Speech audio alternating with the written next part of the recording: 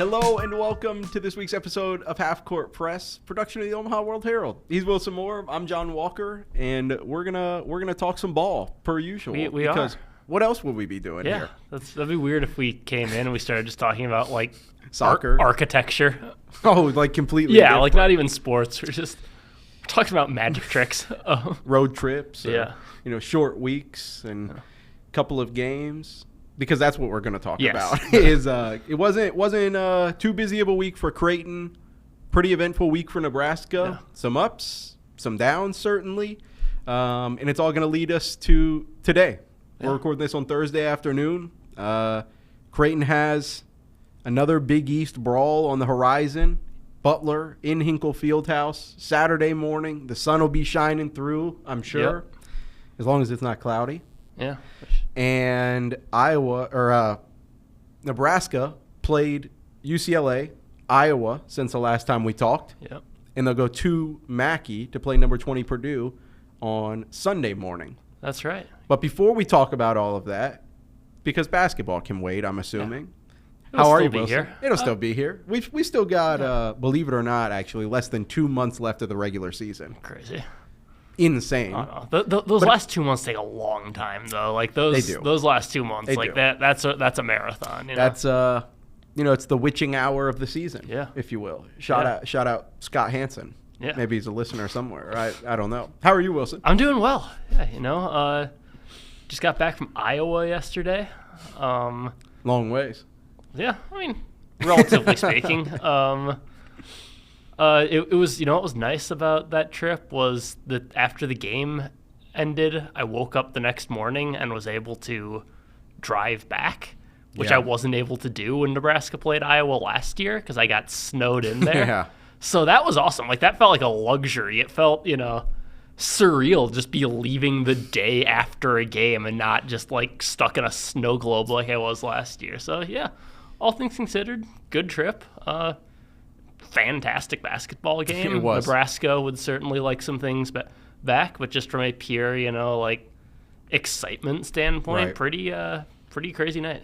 Wonder where it ranks on the Ken Palm watchability index or whatever. The excitement index. Yeah, I mean, I guess if we're talking, excitement, it's high. Talking about, how well played of a basketball game it was, It came and went. There were some good things and some bad things from both teams. Some incredible shot making. Yeah. Some really good stretches from Nebraska. A lot of missed shots at the rim. It had a lot. It sure did. There wasn't a lot for Creighton over the last week. The Jays played at Marquette since the last time we talked, but then they've had, because of how the Big East is set up, you get a few bye weeks in there because it's a true round robin conference schedule, and so you get a few bye weeks in there, and this is Creighton's first or last bye week until the third week of February. So the Jays had 8 days between games, 7 days, however you want to count it, before they play Butler in a game that both teams are absolutely going to need. Let's start there because let's just go in chronological. Yeah. Catch everybody up since the last time. So we filmed last Thursday. We did. And then Creighton hit the road to Milwaukee to play Marquette Friday night. The Jays were in it, and they were really, really frustrated after because that's a game that they knew they could have won.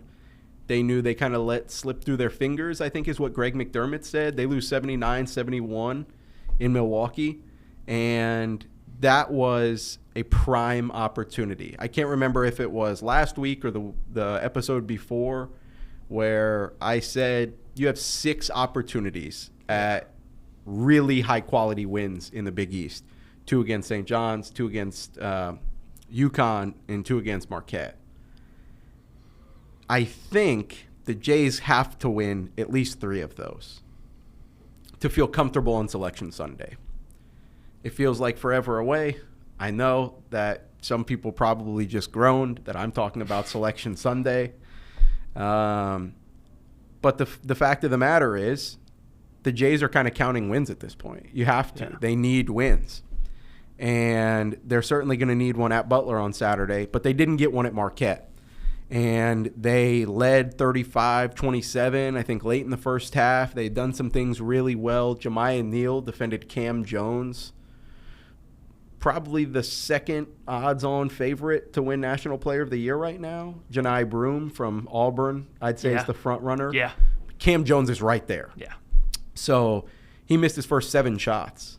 Got some open ones, missed them. But Jemiah Neal did a really good job at defending him. Creighton switched some to not try. For a little bit, they threw Marquette out of a rhythm.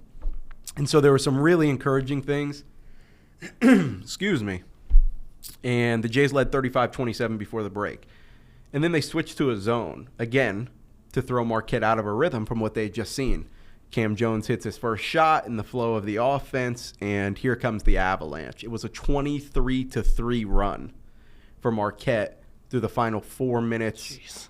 Yeah, I think the final 4 minutes of the first half and the first 5 minutes of the second half. And so a couple of snowballs turned into an avalanche, and Creighton couldn't do anything to stop the bleeding.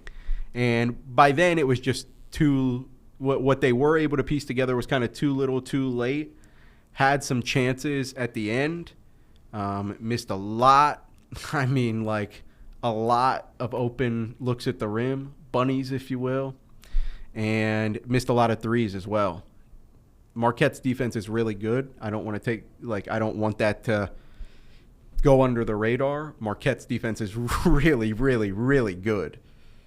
But Creighton had its chances in that game. And when they were able to finally stop the bleeding, it was kind of a Band-Aid on a gash as opposed to galls.